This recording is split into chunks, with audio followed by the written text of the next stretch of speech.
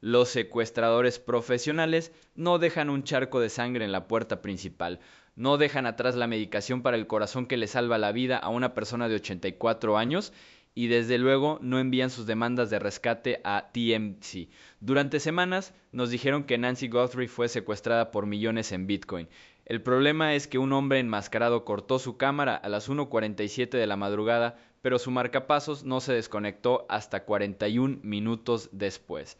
¿Qué ocurrió realmente durante ese tiempo? He estado revisando los archivos oficiales de la investigación, los informes forenses y los testimonios de testigos, y lo que encontré destroza por completo la historia del secuestro que nos han vendido.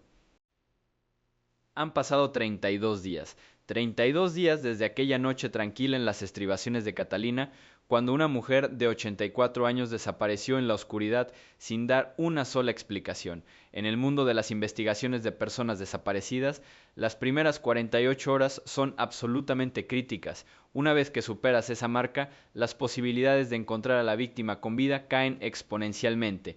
Y sin embargo, aquí estamos en el día 32 y el silencio lo cubre todo. Silencio de los supuestos secuestradores, silencio de la policía y el silencio inquietante del propio desierto.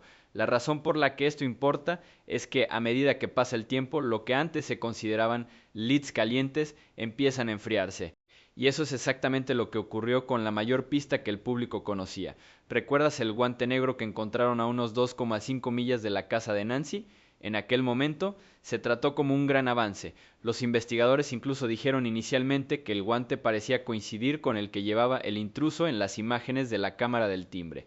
Todas las miradas estaban puestas en él, esperando que el culpable hubiera cometido un error estúpido al huir, pero la verdad siempre tiene una forma de salir a la luz. Por fin llegaron los resultados de la prueba de ADN y trajeron una noticia impactante. Ese guante no tiene ninguna relación con el caso. Lo que encontré fue que el ADN de ese guante coincidía realmente con un trabajador de un restaurante local. La policía ha exonerado a este tipo y confirmado que no tiene absolutamente ninguna relación con la desaparición de Nancy. En otras palabras, fue solo un guante cualquiera tirado al borde de una autopista muy transitada, una cruel coincidencia que desperdició una cantidad increíble de tiempo y esperanza. En aquel entonces todo el mundo pensaba que ese guante era el billete dorado. La idea de que un intruso lo ocultó todo cuidadosamente pero luego tiró el guante al borde de la carretera fue una teoría en la que la policía realmente se aferró. ¿Qué opinas? ¿Era realmente una coincidencia aleatoria? ¿O la policía se aferraba a una pista borrosa porque no tenía nada mejor para basarse? Si fueras tú, ¿te habrías creído esta teoría desde el principio? Déjame saber en los comentarios. El colapso de la pista del guante nos lleva a otro terrible callejón sin salida. El problema es que el ADN recogido dentro de la casa de Nancy también se ha topado con un muro. Según fuentes oficiales, el ADN encontrado en la escena se describe como mixto. ¿Qué significa eso? Hay que entender que a diferencia de las series de televisión donde forense simplemente pone una muestra de sangre en un ordenador y 5 minutos después obtienes una foto policial, en realidad el ADN mezclado es como intentar leer una página donde tres personas diferentes se superponen usando tres colores distintos de tinta. El sistema CODIS del FBI necesita un perfil genético limpio y completo para hacer una coincidencia. Cuando está desordenado, el sistema tiene dificultades y no puede dar una respuesta directa. Por ello, los investigadores se ven obligados a usar técnicas mucho más complejas, probablemente confiando en bases de datos privadas de genealogía genética, exactamente como hicieron en el caso de Brian Kohberger, lo que significa que en lugar de obtener una respuesta en unos días, podrían estar esperando semanas o incluso meses agonizantes. Así que, a medida que las pistas forenses empiezan a estancarse, la estrategia investigativa tuvo que cambiar. Fue entonces cuando vimos una gran reestructuración del grupo de trabajo. Durante esas primeras semanas, prácticamente todos los detectives de la oficina del sheriff del condado de Pima se vieron involucrados en este caso, trabajando jornadas de 18 horas para procesar una enorme cantidad de información, pero ahora el sheriff Nanos ha decidido reducir y reorganizarse. Lo que pasó después fue que mantuvieron exactamente 4 detectives y un sargento. Este pequeño grupo se une a un grupo especial y se traslada directamente a trabajar desde la oficina del FBI en Tucson. ¿Qué nos dice esto? Muestra que el centro de gravedad en esta investigación se está desplazando hacia los federales. Por un lado, aporta más enfoque y una colaboración intensa con el FBI, pero al mismo tiempo básicamente confirma que las fuerzas del orden locales tuvieron que reducir sus recursos ampliados para gestionar todos los demás delitos atrasados. Y esto me lleva a la parte que no pude superar mientras seguía este caso. Mientras la policía reduce activamente sus tropas sobre el terreno, rechazaron rotundamente una enorme ola de ayuda externa. Hablo de la Marina Cajún Unida. Estos tipos no son unos aficionados buscando fama, son una organización profesional de búsqueda con un historial de resolver casos difíciles en todo el país. Lo que encontré en los documentos fue que este grupo en realidad presentó un plan operativo táctico muy detallado de 41 páginas a la oficina del sheriff. ¿Qué aportaron exactamente? Propusieron desplegar alrededor de 25 K9 especializados entrenados en detección de restos humanos tanto en tierra como en agua. Tenían operadores de drones listos con imágenes térmicas y sonar para barrer las enormes zonas desérticas, cauces secos y estructuras abandonadas. Lo más importante es que declararon explícitamente por escrito que no tendrían ninguna autoridad operativa independiente, que todo estaría bajo el mando de la oficina del sheriff del condado de Pima y que no divulgarían nada a los medios para proteger la privacidad de la familia. En otras palabras, la oficina del sheriff del condado de Pima tuvo la oportunidad de usar un ejército de élite con tecnología valorada en cientos de miles de dólares, completamente gratis y bajo su control, pero la respuesta fue un rotundo no. El sheriff Nanos se negó a darles luz verde. La oficina del sheriff emitió un comunicado diciendo que aprecian la preocupación, pero que este trabajo es mejor dejarlo a los profesionales y pidió a los grupos de voluntarios que den a los investigadores el espacio necesario para hacer su trabajo. Rechazar a 25K9 y a un equipo de alta tecnología que suplica ayuda justo cuando un caso se está yendo a un callejón sin salida es una decisión muy controvertida. ¿Crees que esto es solo un ego policial en juego o hay alguna razón legítima por la que la policía no quiere que demasiada gente destroce esas zonas periféricas del desierto? Si estuvieras en el lugar de la familia de la víctima, ¿aceptarías esta negativa? Déjame saber tu perspectiva. A estas alturas el panorama general no parece más brillante. Una pista enorme resultó ser basura, el ADN en la escena está atrapado en un enredo enredado, las fuerzas locales están disminuyendo y la ayuda bienintencionada está siendo rechazada. Todo esto nos obliga a mirar directamente al núcleo del caso. Quizá la respuesta no esté ahí fuera, en el desierto, esperando a ser encontrada. Quizá la respuesta esté en mirar atrás exactamente a lo que ocurrió durante esos 41 minutos fragmentados dentro de la casa esa noche, un lugar donde un crimen perfecto podría ser simplemente una actuación muy torpe. En la siguiente parte nos adentramos en la oscuridad de esos 41 minutos, retrocedamos y veamos la línea temporal real de esa noche. La cuestión es que, si eliminas el ruido mediático y los titulares sensacionalistas, la evidencia digital cuenta una historia muy específica y muy fragmentada. Para entender realmente lo que pasó, tenemos que meternos en esa casa en plena noche. Las estribaciones de Catalina no son un barrio suburbano cualquiera. Es remoto y opera bajo estrictas restricciones de luz, no hay farolas. Es un laberinto de caminos oscuros y sinuosos, casas separadas y densa maleza del desierto. No se encuentra esta zona por casualidad, tienes que saber exactamente a dónde vas y eso es increíblemente importante cuando miramos el objetivo. Nancy Guthrie tenía 84 años, tenía limitaciones de movilidad conocidas, caminaba con dificultad y dependía mucho de la medicación diaria y un marcapasos solo para mantener el corazón latiendo. El intruso decidió atacar alrededor de las 2 de la madrugada. No al mediodía ni a primera hora de la tarde, sino a la hora exacta en que el barrio está completamente envuelto en la oscuridad y todos y cada uno de los vecinos están dormidos. Este es el momento en que una mujer mayor que vive sola está en su momento más vulnerable, lo que nos dice que no fue un crimen de oportunidad aleatorio. Quienquiera que hiciera esto la observaba, conocía sus rutinas, sus limitaciones físicas y sabía exactamente cuándo explotarlas. Pero aquí es donde la narrativa oficial de un secuestro profesional y fluido se desmorona por completo. Y esto es importante, tenemos que mirar las marcas de tiempo digitales. Los dispositivos no mienten y no funcionan para las cámaras. Exactamente a la 1:47 de la madrugada, la persona enmascarada extiende físicamente la mano hacia la cámara del timbre de Nancy y la pantalla se vuelve negra. Desde ese segundo exacto, el mundo exterior queda totalmente ciego. Dentro de la casa, el marcapasos de Nancy se comunicaba continuamente mediante una señal Bluetooth a una aplicación en su teléfono móvil. Mientras estuviera dentro del alcance de ese teléfono, La conexión seguía activa. Según el análisis forense digital, esa señal Bluetooth no se cortó oficialmente hasta las 2:28 de la madrugada. Entonces, ¿qué significa eso? Significa que desde el momento en que la cámara se desactivó a las 1:47 am hasta que el marcapasos se desconectó a las 2:28 am, alguien estuvo dentro de esa casa durante 41 minutos completos. En ese momento empecé a cuestionar todo lo que nos habían dicho sobre que esto era una operación profesional de rescate. 41 minutos es una eternidad absoluta en una escena del crimen. Si eres un secuestrador profesional que realiza una extracción dirigida, tu objetivo principal es la rapidez. Entras, aseguras el objetivo y sales antes de que los vecinos se despierten, antes de que pasen coches patrulla o antes de que se activen los sensores de movimiento. Cuanto más tiempo permanezcas en una casa, mayor es el riesgo de que te pillen. 41 minutos no es velocidad de pánico, no es eficiencia. Es hora de buscar, tiempo de discutir, de montar o de averiguar qué hacer cuando las cosas se torcen catastróficamente. Lo que ocurrió después destroza la idea de que simplemente la sacaron silenciosamente de la cama mientras dormía. Muy pronto en la investigación, las autoridades confirmaron un detalle que cambió por completo el peso psicológico de todo este caso. Encontraron sangre. Pero lo más impactante no era solo la sangre en sí, fue donde la encontraron.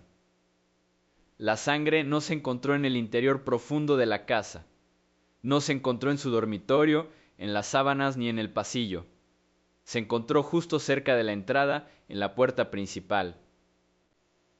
Lo que me resultó tan increíblemente perturbador de este detalle es la absoluta descoordinación de fuerzas. Piénsalo. Nancy era una mujer frágil de 84 años. Dominarla físicamente no requeriría fuerza prolongada ni violencia extrema.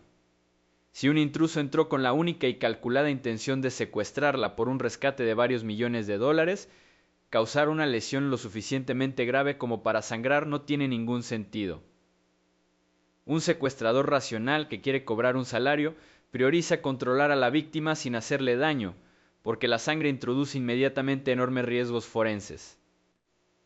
Por eso, la sangre en el umbral cuenta una historia completamente diferente. Sugiere que algo físico y algo totalmente inesperado ocurrió en el mismo instante en que se abrió esa puerta. Quizá Nancy se despertó y se enfrentó al intruso. Quizá intentó resistirse o tal vez fue empujada y cayó. Pero sea lo que haya pasado, ha ocurrido justo en la entrada. Si planeas un secuestro silencioso y suave de una anciana dormida en mitad de la noche, un charco de sangre en la puerta principal significa que tu plan acaba de irse por la ventana. Si un intruso entra en pánico y causa una lesión grave y mortal justo en el umbral, la naturaleza del delito cambia en una fracción de segundo.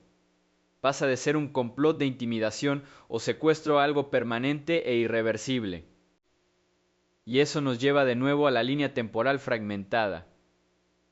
Si ocurrió un error fatal o casi fatal justo en la puerta principal en los primeros minutos, eso explica de repente el intervalo de 41 minutos. Esos 41 minutos no los pasó haciendo las maletas en silencio ni acompañándola tranquilamente hasta un coche. Esos 41 minutos los pasé resolviendo problemas. Se dedicaron a limpiar, montar y replantear frenéticamente la narrativa. Porque en cuanto la sangre toca el suelo, la tensión aumenta y el intruso deja de ser solo un secuestrador. Están intentando activamente evitar una investigación por homicidio para la mañana. En otras palabras, el silencio digital de esos 41 minutos no fue el sonido de una operación profesional yendo según lo planeado. Era el sonido de la improvisación. Era el sonido de alguien dándose cuenta de que la persona a la que venían quizá no saldría viva de esa casa y necesitaba desesperadamente ganar tiempo para averiguar cómo borrar sus huellas. Antes de sumergirnos en la mente de la persona que entró en ese porche, si quieres seguir esta investigación y ayudarnos a descubrir la verdad, por favor suscríbete al canal ahora mismo. Vuestro apoyo lo es todo mientras seguimos montando las piezas de este rompecabezas.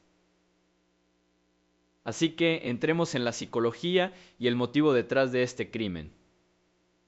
Durante mucho tiempo circuló por internet una teoría de que quizá fue un robo aleatorio que salió terriblemente mal. Pero el problema es que, cuando se observan los detalles forenses y las pruebas conductuales, esa teoría se desmorona por completo. El exagente especial del FBI Greg Rogers desestimó públicamente lo que algunos han llamado la teoría del robo que salió mal. Señaló que los detalles de este caso simplemente no coinciden con un crimen oportunista.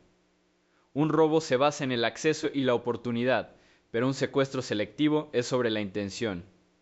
Implica planificación, investigación y previsión. La exagente especial del FBI, Jen Coffin Daffer, estuvo de acuerdo afirmando que se trataba de un caso muy bien planificado. El intruso decidió atacar en las primeras horas de la noche en un lugar con estrictas restricciones de luz, lo que significaba que no se permitían focos, lo que les permitía operar en completa oscuridad. Conocían muy bien los hábitos de Nancy, la casa y el barrio. En otras palabras, sabían exactamente dónde estaba la cámara, conocían la distribución de la propiedad y sabían exactamente cuándo las calles estarían completamente vacías. No era una casa cualquiera con la que simplemente se habían topado, y esto es importante. Tenemos que fijarnos bien en lo que llevaba puesto esta persona. La persona que aparece en las imágenes del timbre de Nancy Guthrie estaba muy vestida en capas, voluminosa y completamente demasiado arreglada para cualquier movimiento rápido. Los informes describían dos máscaras superpuestas una sobre otra, junto con dos pares de guantes y prendas gruesas que restringían la agilidad en lugar de mejorarla. La razón por la que esto importa es que los criminales que operan con precisión dependen mucho de la destreza. Necesitan sensibilidad en las manos y movilidad. Los guantes dobles reducen la respuesta al tacto y la ropa pesada ralentiza el tiempo de reacción. Todo en esta vestimenta sugiere a alguien que estaba mucho más preocupado por no dejar rastro físico que por la eficiencia operativa. Pero aquí es donde se vuelve realmente extraño y donde las pruebas dejan de comportarse como un crimen normal. El comportamiento del intruso en ese porche no tiene ningún sentido lógico para una operación encubierta. En lugar de acercarse rápidamente a la puerta y evitar el ángulo de la cámara, el individuo enmascarado se detiene bajo la luz del porche, se mueve a plena vista, se inclina hacia el jardín, tirando deliberadamente de plantas y arbustos durante varios segundos.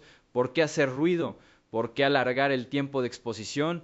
¿Por qué permanecer iluminado? Luego está la pistola. Estaba colocado de forma incómoda en la parte delantera de la cintura, no asegurado en una funda, no bien oculto, sino visible y casi expuesto. En entornos tácticos, las armas se aseguran para garantizar estabilidad y acceso rápido.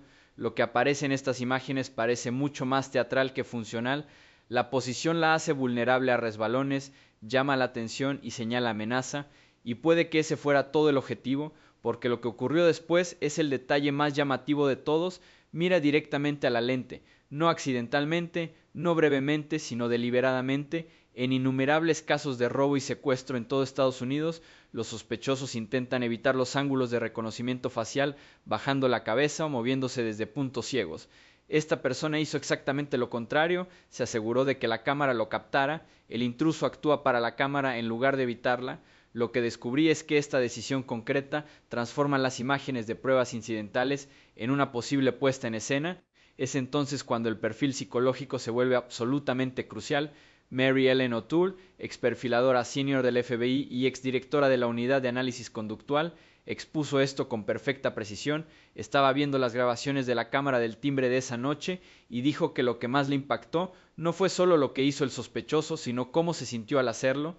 Dijo que lo primero que busca en una escena del crimen es sencillo: el agresor estaba tan nervioso como la situación requería. Y entonces dijo algo extraordinario: con este sospechoso no se ve el nerviosismo que esperarías, no en su movimiento, no en su postura, no en la forma en que se acercaba a la puerta y pasaba tiempo en ese porche. Señaló que si tú o yo decidíamos cometer este delito, estaríamos hechos un manojo de nervios, pero no lo estaba, lo que significa una de dos cosas: o bien había hecho algo así antes, o lo había ensayado en su mente tantas veces, lo había reproducido tan completamente en su propia cabeza, que la realidad física de estar allí le parecía casi normal. La fantasía ya se había vivido, esto fue solo la ejecución. Cuando ves esta exhibición increíblemente teatral, la mirada directa al objetivo, el arma torpe y la total ausencia de pánico, ¿crees que este comportamiento realmente grita secuestrador profesional, o parece más bien que alguien está actuando un guión para crear una distracción? Si estuvieras perfilando a este tipo, ¿qué pensarías de esta actuación? Déjame saber tus opiniones en los comentarios. Desde el primer día ha habido una sombra sobre este caso, un nombre que la prensa sigue mencionando y que cambia por completo la forma en que vemos el verdadero motivo del agresor. Ese nombre es Savannah Guthrie, la famosa presentadora nacional de televisión y por supuesto la hija biológica de la víctima. La cuestión es que cuando tienes una víctima con un apellido famoso, el caso nunca es solo una simple desaparición. El problema es que cuando una investigación se alarga y llega a un callejón sin salida, las redes sociales empiezan a crear sus propias narrativas. Internet puede ser un lugar increíblemente cruel. En cuestión de semanas, foros y redes sociales se inundaron de una teoría conspirativa tóxica. La gente empezó a cuestionar si Savannah Guthrie estaba conspirando o directamente implicada en la desaparición de su propia madre. Examinaban cada expresión, cada publicación, cada momento de silencio. Pero déjame dejar esa historia ahí mismo. Si miramos este caso desde la perspectiva de los principales criminólogos, esta teoría carece completamente de fundamento. Exagentes del FBI y analistas de comportamiento han cerrado por completo esta cruel conspiración. Tracy Wilder, exagente de la CIA y agente del FBI, enfatizó públicamente que Savannah no tiene culpa. Mencionó que dudaba en decirlo públicamente porque nunca quiere que Savannah piense que todo esto es culpa suya. Aquí no hay absolutamente ninguna colusión ni cooperación secreta. Savannah es una víctima, igual que su madre, y esto es importante porque nos lleva a otra verdad, un rincón mucho más oscuro de este caso. Si Savannah no estuvo involucrada, entonces es muy probable que ella fuera el verdadero objetivo de todo este crimen. Tracy Wilder afirmó que el secuestro de Nancy no fue un accidente ni un robo que salió mal, fue un ataque dirigido directamente a Savannah. El agresor podría ser alguien que odia amargamente lo que representa, o un fanático profundamente obsesionado con ella. Pensemos en esto. Savannah Guthrie vive en un mundo fuertemente vigilado. Como rostro en la televisión nacional, está rodeada de seguridad, horarios secretos y sistemas de protección que una persona normal simplemente no puede penetrar. Simplemente no puedes llegar a alguien así tan fácilmente. Así que si eres alguien que quiere destruirla de la forma más absoluta, ¿cuál es la forma más devastadora de hacerlo? No vas tras ella, vas tras el punto más débil e indefenso de su mundo, su madre de 84 años viviendo sola en una zona remota de Tucson. Llevársela en plena noche no es solo un crimen físico, es una táctica de tortura psicológica dirigida directamente a la hija que está bajo el foco. Es entonces cuando el caso toma un giro completamente ilógico, un detalle que hace que toda la narrativa del secuestro por rescate se derrumbe por completo.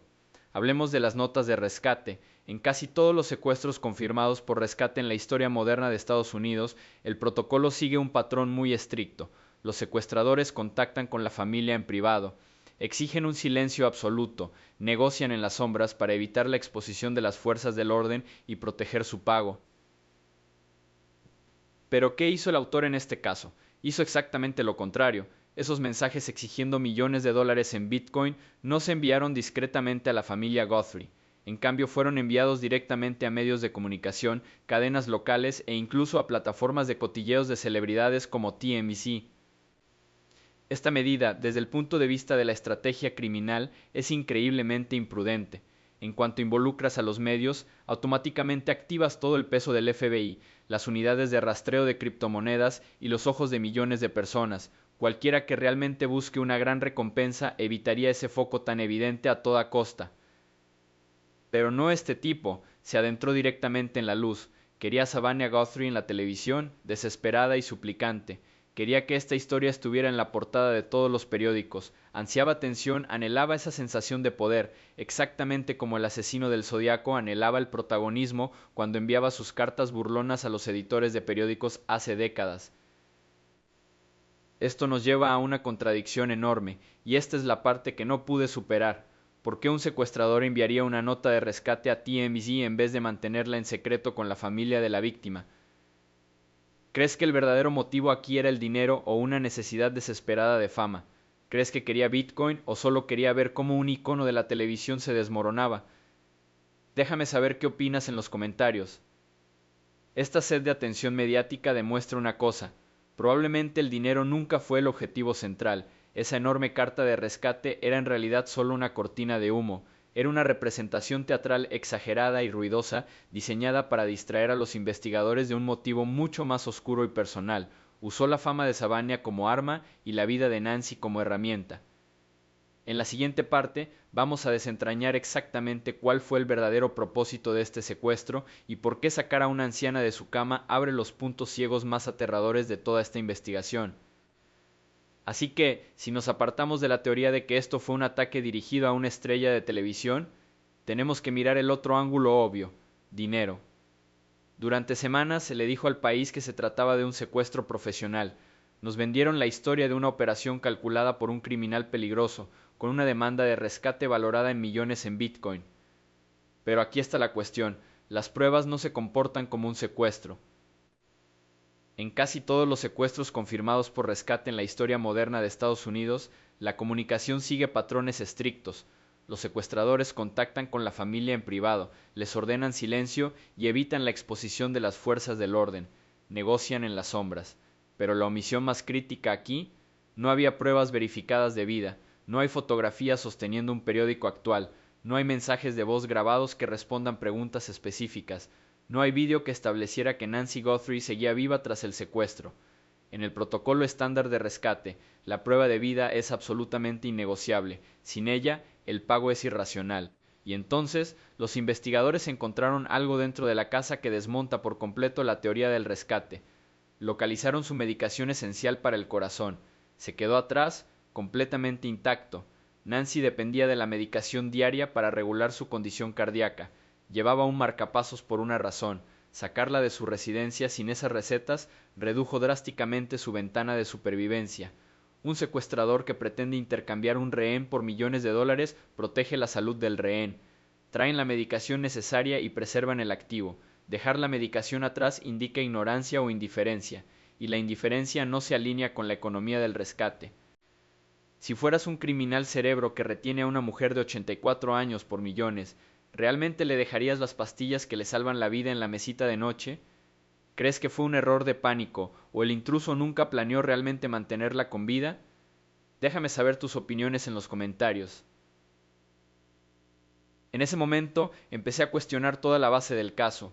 Cuando colocas las imágenes teatrales del porche junto a la emisión pública del rescate y luego superpones la medicación abandonada, la estructura de la teoría del secuestro empieza a derrumbarse bajo sus propias contradicciones. Lo que significa que, si el rescate no era por dinero, ¿de qué iba entonces? La respuesta podría ser simplemente distracción, retraso y desviación, porque un espectáculo público de rescate mantiene a todos mirando hacia afuera, hacia las carteras de criptomonedas y los intrusos enmascarados, en lugar de hacia adentro, hacia redes relacionales. Si esto no fue un secuestro diseñado para cobrar, entonces podría haber sido un secuestro para ganar tiempo. Y el tiempo, en este caso, parece ser la moneda más valiosa de todas. Si el dinero no es el motivo, el secuestro es solo un acto montado, una cortina de humo para encubrir un error catastrófico. Fue entonces cuando la investigación pasó silenciosamente de mirar hacia afuera a mirar hacia adentro. En cualquier caso de persona desaparecida dentro de Estados Unidos, las fuerzas del orden siguen un patrón predecible. Empiezan por la proximidad. ¿Quién estuvo allí al final? ¿Quién tenía acceso y quién tenía oportunidad? A las 9:48 de la noche, Tomás Ocioni llevó a su suegra de 84 años de vuelta a su residencia en el condado de Pima. 2 minutos después, a las 9:50, la puerta del garaje se cerró y así Tomás Ocioni se convirtió en la última persona verificada en ver a Nancy Guthrie con vida. Ahora, ser la última persona en ver a alguien no significa culpa, significa procedimiento. Pero lo que ocurrió después no parecía rutinario. En pocos días, los agentes ejecutaron una orden de registro completa en la residencia de Tomás Ocioni. No estamos hablando de un golpe breve y una conversación casual, esto era una orden formal. Los agentes entraron con guantes médicos azules, documentaron la propiedad durante horas y retiraron varios objetos dentro de bolsas marrones de pruebas. Testigos informaron haber visto casos forenses seguros de plata que normalmente se usaban para transportar dispositivos digitales como portátiles y teléfonos móviles. Las pruebas digitales no se incautan sin motivo. Mientras tanto, otro nombre empieza a aparecer en los círculos de investigación: Dominic Evans. No fue acusado públicamente ni formalmente acusado, pero sí estaba conectado a través de hilos relacionales que se cruzan con patrones de comunicación y proximidad temporal. Cuando tanto Tomás Ocioni como Dominic Evans aparecen en anillos de proximidad superpuestos, los analistas se fijan.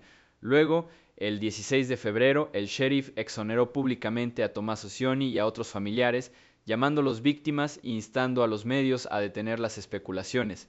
Para muchos que nos veían desde casa, eso sonaba a cierre en un frente, pero los observadores experimentados saben que una limpieza pública no borra el escrutinio investigativo, simplemente significa que, según la evidencia actual, no hay suficiente para acusar. La cuestión es que hay una diferencia entre no tener suficiente evidencia y no quedar ninguna pregunta. ¿Por qué hubo dos registros separados en la residencia de Tommaso Cioni? ¿Por qué se retiraron y analizaron los dispositivos digitales? ¿Por qué los investigadores invirtieron horas dentro de la propiedad si la sospecha era mínima? La razón por la que esto importa es que autorizar públicamente a alguien no significa que los exámenes digitales se detengan, no significa que termine el mapeo relacional. Cuando combinas el vacío interior de 41 minutos, el comportamiento teatral del timbre, la medicación abandonada, la sangre en el umbral y el espectáculo público del rescate, y luego colocas todo junto a búsquedas exhaustivas y hilos de proximidad relacional entre Tommaso Cioni y Dominic Evans, la narrativa empieza a sentirse menos lineal y más estratificada. Porque si esto fuera realmente un secuestro externo aleatorio, ¿por qué la investigación vuelve repetidamente hacia la cercanía en lugar de expandirse hacia redes criminales organizadas? Lo que descubrí es que las escenas del crimen montadas suelen tener un signo central, una desconexión, un desajuste entre motivo y comportamiento. La puesta en escena requiere planificación tras el caos, y ese intervalo de 41 minutos proporciona esa ventana de planificación exacta. A partir de ahí, la pregunta deja de ser quién entró en la casa y pasa a ser quién necesitaba el tiempo dentro. Hemos pasado mucho tiempo analizando pruebas forenses, diseccionando cada minuto de esa línea temporal fragmentada y cuestionando las sombras que rondan esa propiedad de Catalina Foothills. Pero en esta parte quiero que paremos a mirar los números o las cámaras de seguridad y que veamos directamente la brutal realidad de este caso, una realidad que nadie quería decir en voz alta en aquellos primeros días, pero que ahora mismo es más evidente que nunca, y la primera persona lo suficientemente valiente para enfrentarse a ello, irónicamente, es la propia hija de la víctima, Savannah Guthrie. Durante esas primeras semanas tras la desaparición de Nancy Guthrie, la campaña mediática de la familia difundió un mensaje muy claro: tráela de vuelta a casa. Era el grito desesperado de una hija dispuesta a hacer cualquier cosa y pagar cualquier precio para ver a su madre con vida. Pero el tiempo es algo increíblemente cruel. Hace unos días fuimos testigos de un cambio psicológico masivo y desgarrador desde Savannah. En sus redes sociales empezó a compartir mensajes con un tono completamente diferente.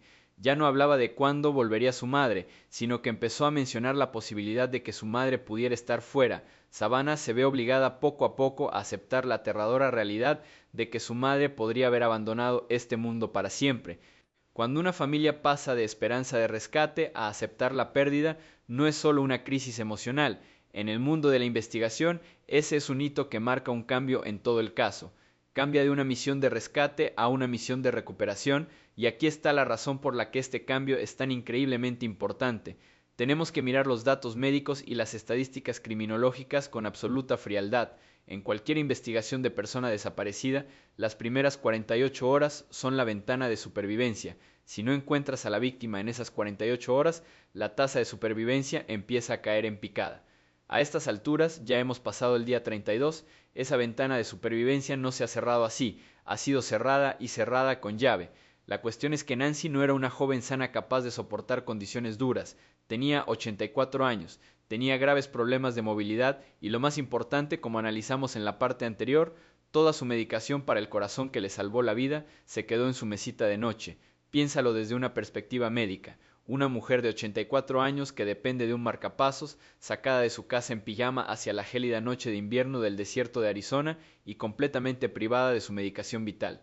Aunque los secuestradores intentaran mantenerla con vida en una habitación cómoda, la falta de atención médica especializada y medicación durante más de mes y medio es una sentencia de muerte. Según los expertos médicos, sus posibilidades de seguir respirando en este momento son prácticamente nulas. Y esto me lleva a la parte de toda esta narrativa del secuestro que más me atormenta. Si Nancy no pudo sobrevivir esos primeros días, ¿a qué se aferran exactamente estos secuestradores? Si quieren dinero deben tener un rehén.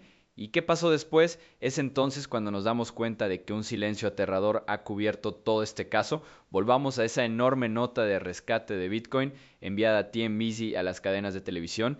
Si estudias bandas profesionales de rescate o cárteles, conoces su protocolo.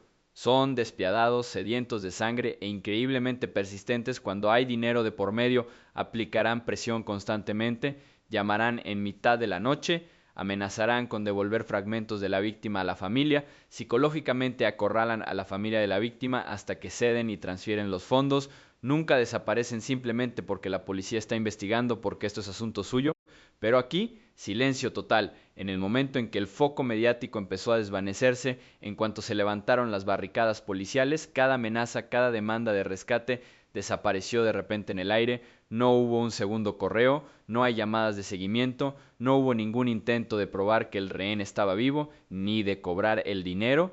Esto es realmente un shock para la lógica criminal convencional. Si fueras lo suficientemente imprudente como para irrumpir en una casa y secuestrar a la madre de una celebridad por millones de dólares, te quedarías de repente en silencio y te irías con las manos vacías tras un solo correo electrónico.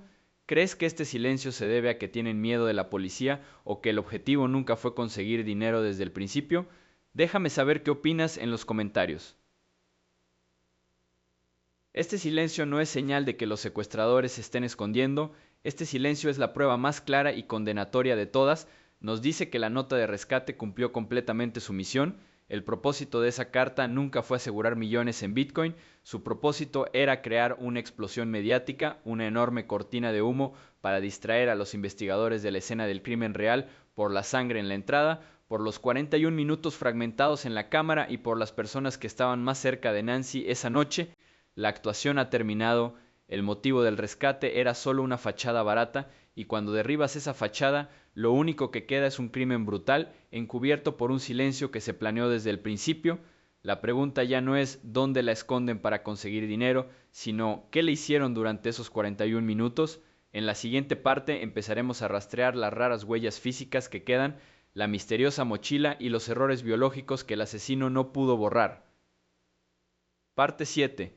El hombre detrás de la máscara y las huellas digitales.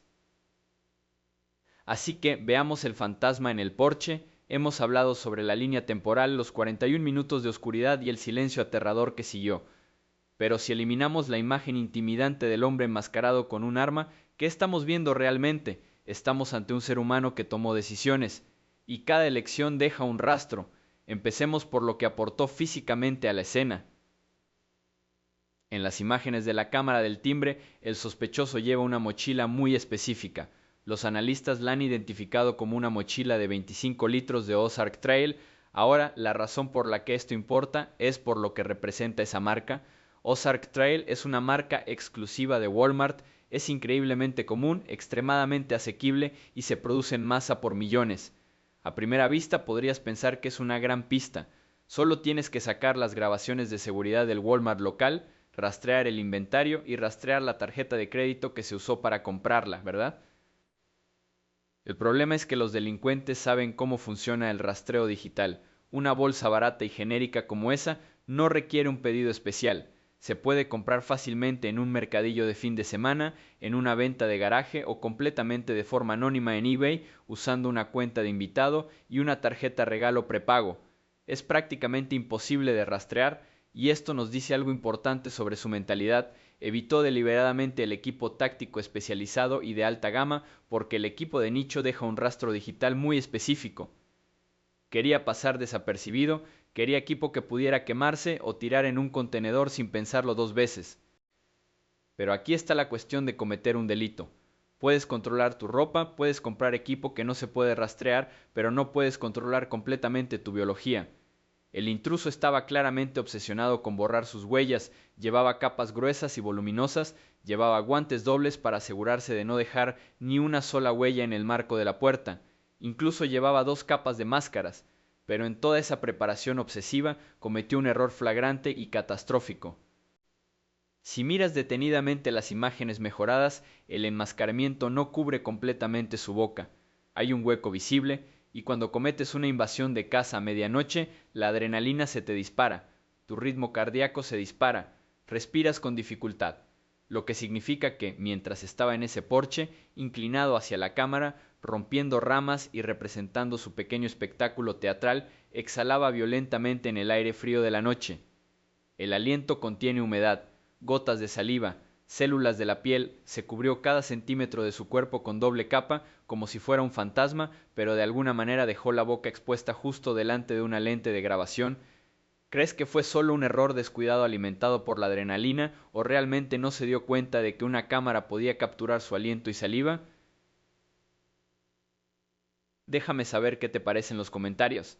Por ese único error, puede que haya entregado al FBI exactamente lo que necesitan. Ya sabemos que las autoridades están trabajando con pruebas de ADN del interior de la casa. Y sí, como comentamos antes, ese ADN es mezclado y complicado de leer, pero la ciencia forense está alcanzando el nivel más rápido de lo que los criminales pueden ocultar.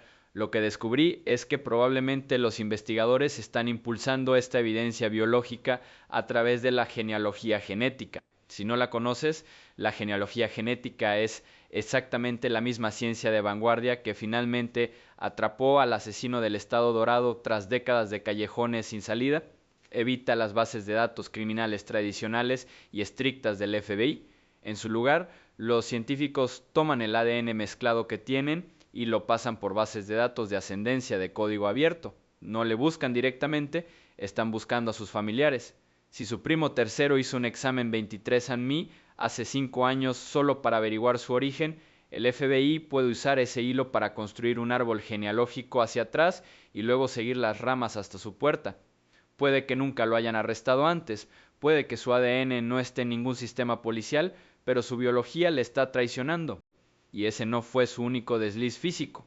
Existen informes generalizados de analistas visuales que estudian las imágenes y sugieren que cuando su ropa pesada se movía apenas una fracción de pulgada, un tatuaje pudo haber quedado brevemente expuesto. Un tatuaje es un identificador permanente e innegable. Puedes quemar una mochila de Ozark Trail, puedes lanzar un arma de fuego a un río, pero no puedes frotar tinta fácilmente de tu piel. Si los laboratorios de mejora de imagen del FBI en Quantico pueden aislar la forma, el sombreado o el patrón de ese tatuaje, su anonimato queda completamente destruido. A partir de ahí tenemos que ver cómo logró escapar, porque no sales de las estribaciones de Catalina llevando a una mujer de 84 años así como así. Necesitas un vehículo y necesitas una ruta rápida y limpia para escapar. Volvamos un momento a la línea temporal digital. El marcapasos cortó su conexión Bluetooth a las 2:28 am. Ese es nuestro sello temporal oficial y preciso de cuando Nancy fue retirada de las inmediaciones de su teléfono y sacada de esa casa. Lo que ocurrió después es la pieza del rompecabezas que podría abrir todo este caso por completo. Exactamente 8 minutos después, a las 2:36 de la madrugada, una cámara de seguridad situada a unas 2 millas de la casa de Nancy captó un vehículo circulando rápidamente en la oscuridad. Piensa en la geografía aquí. Las estribaciones de Catalina son un laberinto de caminos de montaña sinuosos y sin iluminación. Se tarda en moverse por ellos con seguridad, especialmente si huyes de una escena del crimen. 8 minutos para conducir 2 millas coincide perfectamente con la línea temporal de alguien que sale de casa justo después de que se desconectara ese marcapasos. En este momento los investigadores están sacando todas las grabaciones de vigilancia, todas las cámaras Ring y todas las cámaras de semáforo que legalmente pueden conseguir. Estamos hablando de decenas de miles de horas de vídeo. Están rastreando ese vehículo en concreto. Buscan faros que no deberían estar en la carretera a las 2:30 de la madrugada. Identificar un coche en plena oscuridad es como buscar una aguja en el desierto. Pero solo hace falta un fotograma claro, un reflejo de una matrícula, una abolladura única en un parachoques trasero. El hombre detrás de la máscara intentó ser un fantasma, orquestó una distracción brillante, pero los fantasmas no conducen coches, no compran mochilas en Walmart y no respiran. Dejó huellas digitales y migajas biológicas esparcidas a lo largo de esa línea temporal de 41 minutos, y ahora mismo el FBI los está recogiendo discretamente, uno a uno. Antes de entrar en uno de los aspectos más desesperados y frustrantes de toda esta investigación, si estás siguiendo este camino por la verdad conmigo, por favor, tómate un momento para pulsar ese botón de suscribirte ahora mismo. Tu apoyo es la mayor motivación para que sigamos desvelando las capas de este caso. Entonces hablemos de la escena del crimen. En cualquier investigación criminal, ¿cuál es la regla número 1, lo más básico que te enseñan el primer día en la academia de policía? Proteges la escena, asegura la escena, pones la cinta policial amarilla, pones a un agente en la puerta, anotas a cada persona que entra y sale y congelas el tiempo en esa casa. La razón por la que esto importa es que una vez que una escena se ve comprometida, la evidencia física nunca puede volver a su estado original. Una huella pisada, una mancha de sangre manchada o una muestra de ADN mezclada, cualquiera de esos puede ser el fin definitivo para llevar al asesino ante la justicia. Pero lo que realmente ocurrió en la casa de Nancy Guthrie en las estribaciones de Catalina no fue un procedimiento de manual. En realidad era como un circo. La cuestión es que pasé tiempo revisando los informes, cruzando la línea temporal del procesamiento de la escena del crimen, y lo que encontré me dejó completamente impactado. Esta casa, el lugar que guardaba todas y cada una de las respuestas a esos 41 minutos fragmentados en la oscuridad, no fue registrada solo una vez. La policía la registró 4 veces distintas, en días completamente distintos. Lo que ocurrió después fue una cadena de errores increíbles. Inicialmente, los investigadores del departamento del sheriff local del condado de Pima entraron, recorrieron la casa, recogieron lo que creían que era la prueba principal, la registraron y se marcharon. A partir de ahí, cuando el caso se desbordó y la atención nacional se centró en Tucson, se incorporó al FBI, agentes federales tomaron el lugar y realizaron una segunda redada. Uno pensaría que, con una agencia que mantiene los más altos estándares profesionales del mundo como el FBI, una sola redada masiva sería más que suficiente, ¿verdad? Pero no, unos días después, el equipo del FBI tuvo que romper la cinta amarilla y volver a la escena por tercera vez, y la razón por la que lo dieron, se dieron cuenta de que se habían olvidado de revisar y extraer datos de las cámaras de seguridad montadas en el tejado. Y luego, como una broma de mal gusto, un rato después volvieron por cuarta vez, arrastrando equipo solo para revisar la estructura del tanque séptico que había bajo la casa. ¿Qué opinas de que el FBI tenga que volver a una escena del crimen 4 veces diferentes porque no se les ocurrió pruebas? Si este caso llega a juicio, un abogado defensor simplemente destrozará estas pruebas porque la escena no fue protegida. Y esto es importante porque las consecuencias de entrar y salir de una escena del crimen varias veces, como si fueras al supermercado, son absolutamente devastadoras para la justicia. Cada vez que abres esa puerta, cada vez que un nuevo equipo de agentes entra en una escena que lleva días vacía, traen nuevo ADN del sudor, el pelo y la suciedad del exterior, están contaminando las huellas antiguas, lo que significa que la cadena de custodia, el núcleo mismo para demostrar que las pruebas son válidas en el tribunal, se ha roto por completo. Si en la tercera búsqueda de repente encuentran el pelo de un sospechoso cerca de la entrada, cualquier abogado defensor de nivel medio podría presentarse ante un jurado y decir: ¿cómo sabemos que este pelo es de la noche del crimen? Podría haberse pegado fácilmente a la suela del zapato de un agente durante las 3 búsquedas caóticas anteriores y simplemente caer aquí. Al mismo tiempo, este cuadro caótico no fue solo pintado por la policía y el FBI, la complejidad fue llevada al límite absoluto por un factor externo, los medios de comunicación. En el momento en que esa enorme carta de rescate de Bitcoin se filtró intencionadamente a plataformas de noticias como TMZ, un huracán mediático tocó tierra en las estribaciones de Catalina.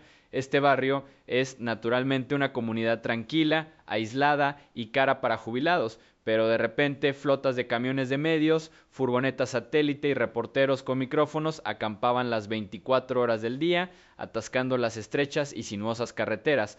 Al principio los vecinos fueron muy comprensivos y colaboradores, pero a medida que esto se prolongaba semana tras semana, con coches bloqueando las entradas, luces cegadoras de cámaras iluminando sus ventanas en mitad de la noche y una vigilancia constante, los residentes allí se enfurecieron genuinamente, empezaron a presentar quejas, la policía se vio obligada a intervenir, estableciendo un perímetro de seguridad mucho más amplio y rígido para alejar a la prensa y a los curiosos del área central.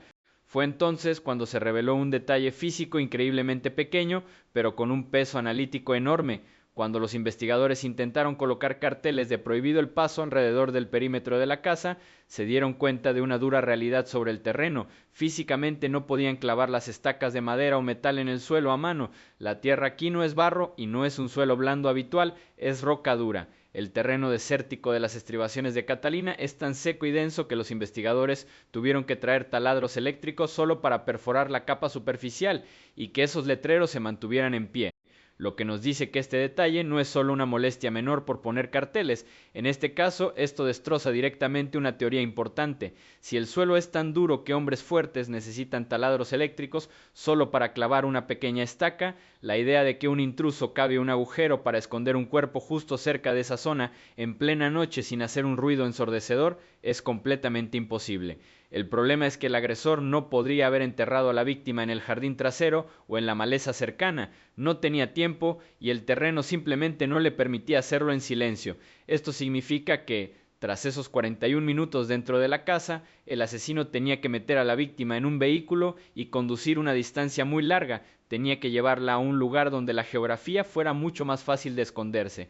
Así que, con la dorada escena del crimen fuertemente contaminada por una serie de errores procedimentales y la tierra circundante negándose a ocultar el crimen, nuestro alcance se ve obligado a ampliarse. La policía podría haber perdido la prueba más valiosa justo en la puerta, pero el mundo fuera de Tucson es un enorme laberinto. En la siguiente parte salimos de la casa en las estribaciones de Catalina para adentrarnos en la oscuridad interminable del desierto y vamos a analizar la teoría más oscura hasta ahora. ¿El cuerpo fue tragado por la arena del desierto o hay un escenario más aterrador en el que la llevaron a través de la frontera mexicana? Así que retomemos justo donde ese vehículo no identificado desapareció en la noche completamente oscura. A las 2:36 am, un coche se aleja a toda velocidad del radio inmediato de las estribaciones de Catalina. La cuestión es que, cuando sales de ese barrio concreto, te embulles al instante la geografía extensa y hostil del sur de Arizona. Es vasto, oscuro y completamente implacable. Si la teoría forense se confirma de que Nancy Guthrie no sobrevivió a esos 41 minutos de silencio digital dentro de su casa, entonces el agresor tenía un cuerpo dentro de ese vehículo y cuando un agresor tiene un cuerpo, su único y principal objetivo es la eliminación permanente. Necesitan un lugar que se traje pruebas físicas y nunca las devuelva, lo que significa que tenemos que examinar cuidadosamente las dos opciones de eliminación más aterradoras en esta región concreta, la frontera con México y el desierto abierto. Casi inmediatamente después de que se difundiera la noticia del secuestro, un enorme rumor se extendió por internet y las redes sociales. La gente empezó a susurrar sobre los cárteles. Se especuló que Nancy había sido introducida de contrabando a través de la frontera internacional hacia México, pero tenemos que basar esto en la realidad criminal. Exagentes del FBI y expertos en seguridad fronteriza desmontaron rápida y por completo esa idea. Los cárteles son increíblemente despiadados, pero también son empresas altamente organizadas que operan empresas de miles de millones de dólares. La idea de que un escuadrón de asesinatos fuertemente armado de un cártel cruce a Estados Unidos, navegue por un suburbio rico y aislado de Tucson y secuestre a una mujer de 84 años con graves problemas de movilidad solo para exigir un rescate de Bitcoin, muy publicitado, es fundamentalmente absurda. No invitan a la ira total del gobierno federal por un crimen desastroso sin ningún retorno financiero garantizado. Sin embargo, que los cárteles no la hayan capturado viva no significa que la frontera no esté involucrada en esta línea temporal. La frontera con Estados Unidos y México está a menos de una hora en coche de Tucson. Si el intruso entraba en pánico, se daba cuenta de que el secuestro simulado se había convertido violentamente en un homicidio en la puerta principal y necesitaba desesperadamente hacer desaparecer la evidencia física, conducir hacia el sur. Es un movimiento táctico muy real y calculado. Cruzar la frontera con una víctima fallecida cambia por completo el juego forense. Una vez que un cuerpo está en México, la jurisdicción legal se fractura por completo. Las fuerzas del orden estadounidenses no pueden simplemente cruzar y realizar búsquedas masivas en cuadrícula en territorio extranjero.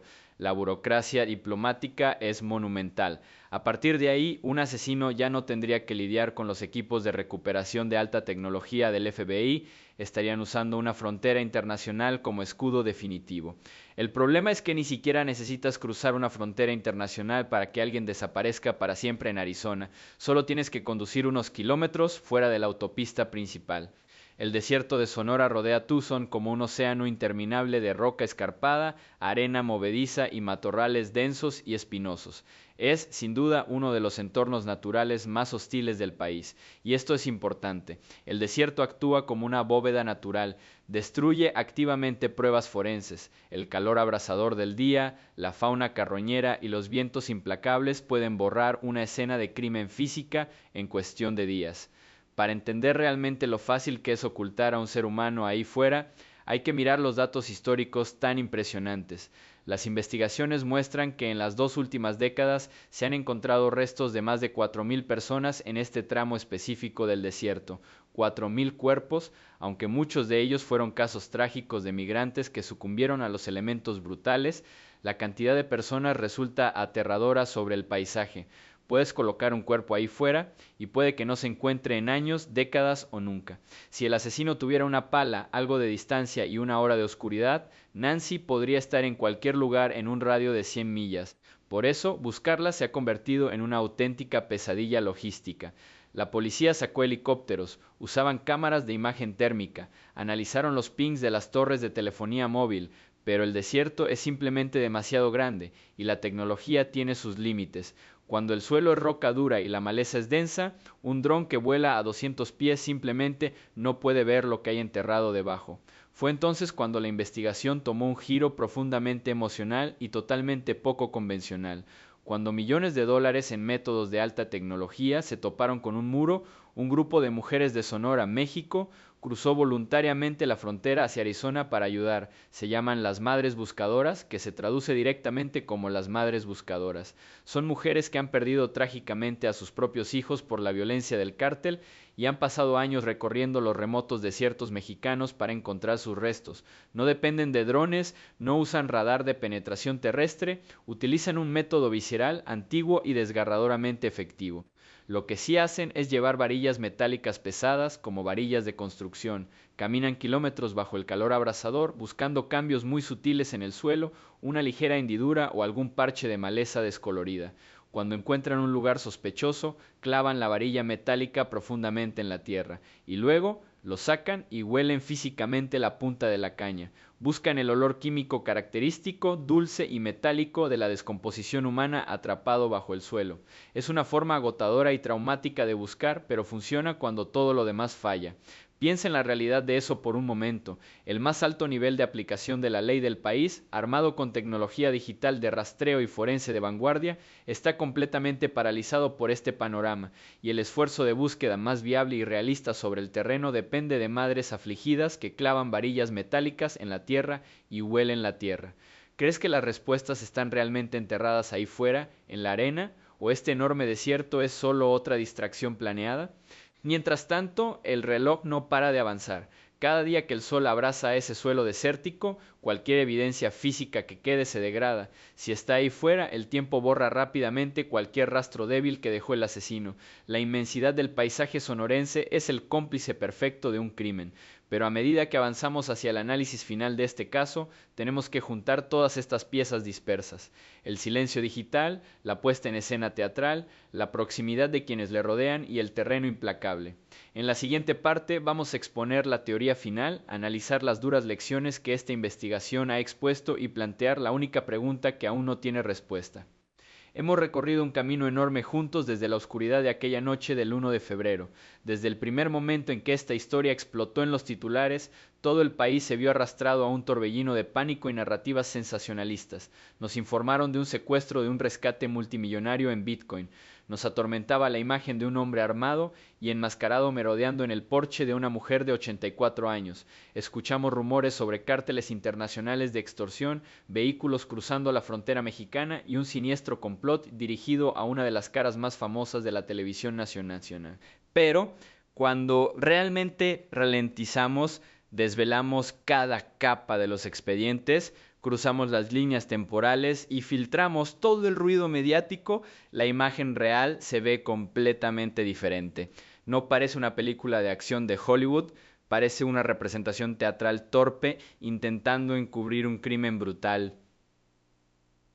Durante el proceso de recopilar e investigar los archivos de la investigación, cruzar testimonios y pruebas forenses, Hay una cosa en la que no pude dejar de pensar. Lo que me llamó la atención aquí fue la cronología. Los datos digitales no mienten. 41 minutos dentro de la casa, un charco de sangre en la puerta, medicación dejada atrás.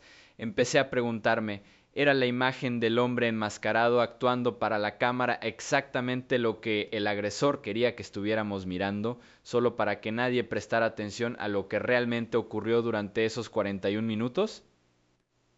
Piensa en este contraste aterrador. El intruso se expone deliberadamente bajo la luz del porche, rompe ramas para hacer ruido y mira directamente a la lente. Quería que lo grabaran, quería enviar una carta de rescate masiva no a la familia multimillonaria para cobrar un pago, sino a ti en bici para llamar la atención. Todas esas acciones son ruidosas, llamativas y muy teatrales. Mientras tanto, dentro de la casa hay un silencio absoluto. Durante 41 minutos completos, desde el momento en que se cortó la cámara hasta que el marcapasos perdió la señal Bluetooth, el intruso no se apresuró a sacar a la víctima como haría un secuestrador profesional. Se quedó un rato, se ocupó de la sangre en el umbral, él montó la escena, dejó atrás las pastillas salvavidas porque sabía que la víctima nunca las iba a necesitar de nuevo. Ese intervalo de 41 minutos no era el tiempo necesario para llevar a cabo un plan de rescate, fue el tiempo necesario para arreglar desesperadamente un error fatal que le costó la vida a Nancy en los primeros segundos. Y esto es importante, porque este caso saca a la luz una verdad brutal sobre cómo vemos la criminología moderna. Este caso es la prueba absoluta de que el ruido mediático y las narrativas sensacionalistas, como las criptomonedas, los secuestros de rescate o los sicarios enmascarados, pueden fácilmente eclipsar las pruebas más discretas. Una farsa de rescate podría atraer a cientos de agentes del FBI a rastrear exchanges de criptomonedas, pero en última instancia es una conexión Bluetooth cortada o una pequeña gota de sangre en la entrada lo que en realidad susurra la verdad. La lección aquí no es lo que los criminales quieren que veamos, se trata de lo que dejan accidentalmente cuando la máscara se desliza. Cuantos más intentan los criminales gritar sobre un gran motivo, más profundos tienen que investigar los momentos más ordinarios y silenciosos. Lo que significa que, cuando estas historias de rescate tan inverosímiles se derrumban, la gravedad de la investigación se ve empujada hacia las personas más cercanas a Nancy, proximidad, distancia geográfica y lazos relacionales. Aunque la policía exoneró públicamente a Tommaso Cioni y a nombres que rondaban como Dominic Evans, las acciones reales de las fuerzas del orden cuentan una historia mucho más compleja. El hecho de que la casa de Tommaso fuera registrada formalmente con orden judicial 2 veces y que se incautaran dispositivos digitales y enviaran a laboratorios forenses demuestra que la policía estaba siguiendo este ángulo muy de cerca. En una investigación de homicidio, ser exonerado públicamente ante los medios no significa que tus huellas digitales dejen de ser analizadas. La verdad normalmente no está en los extraños que entran desde la oscuridad, está en manos de quienes mejor comprenden los hábitos, vulnerabilidades y horarios de la víctima. Entonces, como estamos en el día 32, la fuerza se ha reducido. El grupo especial trabaja discretamente desde la oficina del FBI en Tucson. El guante resultó ser solo una estúpida coincidencia. Las pistas de ADN mezclado siguen esperando a que los genealogistas genéticos las descifren, y allí fuera, el vasto desierto de Sonora, con su suelo duro y rocoso, sigue ocultando sus secretos más oscuros. Savannah Guthrie y su familia atravesan los días más dolorosos de sus vidas, ya que la esperanza de encontrar a su madre con vida se ha extinguido por completo, dando paso a una dolorosa misión de recuperación. No son solo víctimas de un delito físico, son víctimas de una manipulación psicológica masiva organizada por el agresor. Esta historia comenzó con la cámara de un timbre cortada en mitad de la noche y hasta ahora el único sonido que resona es el silencio, pero los datos no olvidan, el ADN no desaparece y los errores más pequeños acabarán conectándose para formar una condena. ¿Qué opináis vosotros? ¿La verdad de este caso reside en un desconocido que desapareció en el desierto o siempre ha girado en torno a las relaciones más cercanas, cubiertas por un guión perfecto? Hasta que tengamos una respuesta, la oscuridad de esos 41 minutos seguirá persiguiéndonos a todos.